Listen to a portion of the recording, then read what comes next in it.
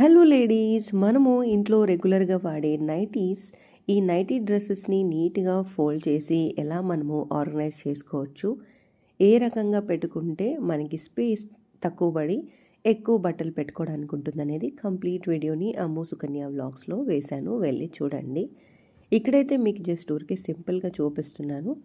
నేనైతే ఇంట్లో ఎలా ఫోల్డ్ చేస్తానో, ఇలా ఫోల్డ్ చేస్తే మనకి స్పేసు తక్కువగా పడుతుంది, ఆల్సో నీట్గా ఉంటాయి. అసలు మనం తీయడానికి కూడా ఈజీగా ఉంటుంది, ఎక్కడ పడిపోవు. ఈవెన్ మనము ఎక్కడైనా అవుట్ స్టేషన్కి ట్రావెల్ అయినప్పుడు కూడా ఈజీగా ఇలా క్యారీ చేసుకుంటూ వెళ్ళచ్చు.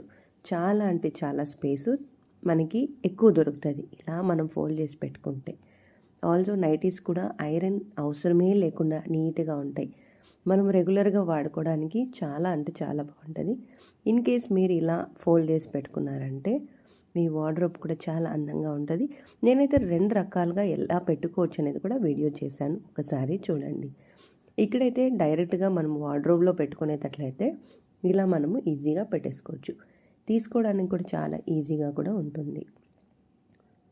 ఇలా చూడండి, ఇట్లా మనం కిందకి వేసినా కూడా పడిపోదన్నమాట, అంత నీట్గా ఫోల్డ్స్. చాలా సింపుల్, బట్ ఇలా చేసి పెట్టుకుంటే వార్డ్రోబ్లో కూడా చాలా నీట్గా కనిపిస్తుంది.